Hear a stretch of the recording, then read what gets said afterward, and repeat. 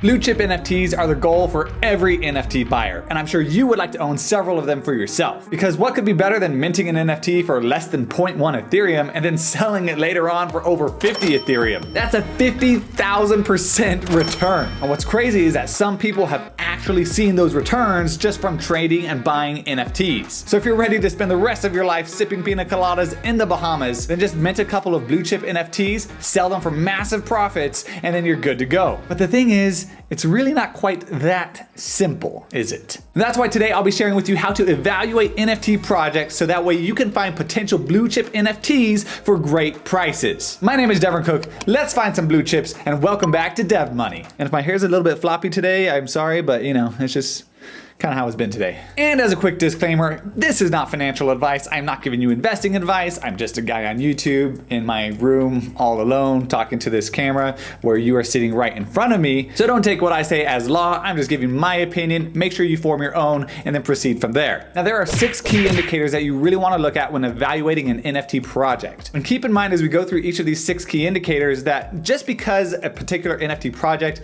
may check all of the right boxes and pass off on all these key indicators, it doesn't necessarily mean that that NFT project is going to skyrocket in price, become a blue chip NFT, and then hold that price long term. And the reason for that is simple. You don't know how to predict the future. I don't know how to predict the future. And if you do know how to predict the future, then we need to get in touch because I need to learn how you do. So just keep in mind, there is no foolproof way to predict what an NFT project, a crypto, a stock, or real estate is going to do in the future. All we can do is analyze the information we have at our disposal and then make our best judgment from there. So here we go. And keep in mind that the projects that I'll be showing here are just for examples, and just because I'm showing them here doesn't mean that they're great investment opportunities. So keep that in mind. Now, the first key indicator that we want to look at is the number of owners. If we look at this project right here, I believe it's called Alpha Cadabras. I think I said that right. Let me know in the comments if I didn't. So what you want to do is you want to look at the total number of items and then look at the total number of owners. And then all you're going to do is you're going to divide the total number of items by the total number of owners, hit enter, and then you're going to see that 3.23 items per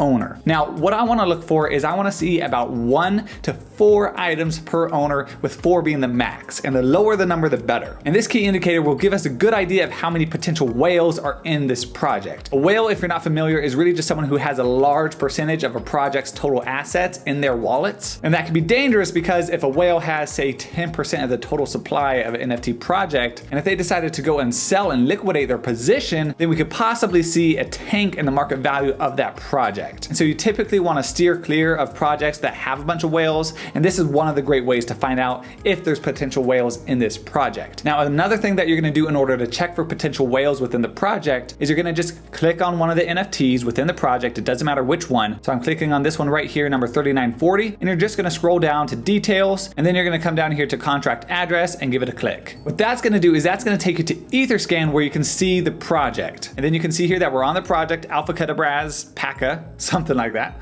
So I like to click on that token tracker, and then what I like to do is I like to scroll down here on the left and click on holders right here. And then what you can do is you can actually see the maximum amount of NFTs within each wallet, ranked from high to low. And so when we look, we can see that this address right here has a total of 623, or 6.5% almost, of the entire supply of this project. And then we see another wallet with 200, 100, 100, 93, 91, 89. Now, I'm not a big fan of those numbers personally. Having one wallet with about 6.5% of the total supply is a bit much for me, so that's something you definitely want to look out for. I like to see NFT projects where a single wallet doesn't have really any more than 1% of the total supply. A better example in terms of owners is Creature World, because you can see here that 10,000 items divided by the 5,900 total owners, and you have 1.69 NFTs per owner. And that makes this key indicator really strong for the Creature World project. And then if we want to check Etherscan, we come down, we click on another NFT, we go to details, come to their contract address,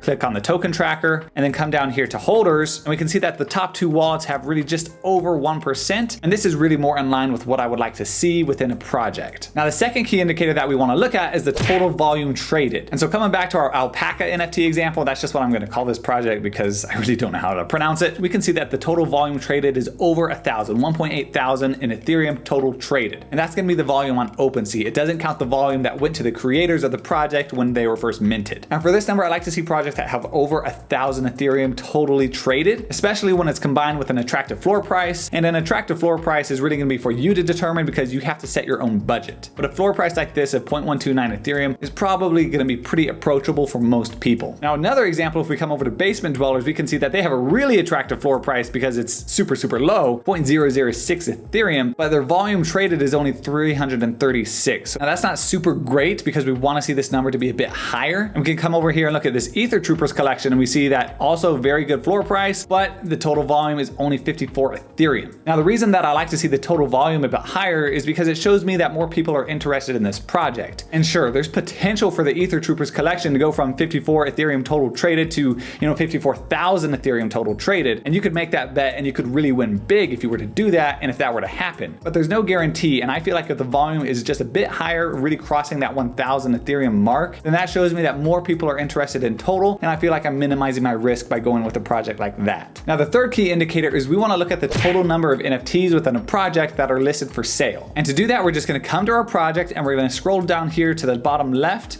and hit buy now. And when we look at the results, we can see that there's 1,657 for sale that you can buy right now. Now what we're going to do is we're going to pull up our calculator again and take the total amount that are for sale on OpenSea, which is for this project 1,657, and divide that by the total number of items, which is going to be 9,700. Hit enter and we're left with 0.17, which means that 17% of the total items within this project are currently for sale. Now, as a rule of thumb, I like to see a project where less than 20% of the total items are listed for sale. So this one's getting a bit closer to that 20% mark, but it's still under, so I still think that's a bit okay. And what this key indicator really helps us understand are the intentions of the owners within this project. Because if you go to a project and see that 30, 40, 50% or more of the total supply are for sale actively on the market, well, that shows you that the owners are trying to get out of the project and liquidate their position, which is not a good sign for you buying in. Now, the fourth key indicator we want to look at is the floor price and what increments the floor price is increasing in the buy now section. So if we come back to our alpaca example, we see the floor price on the buy nows. And we've got 0.129, 0.13, 0.13, 0.13. Let me guess another, okay, 0.132,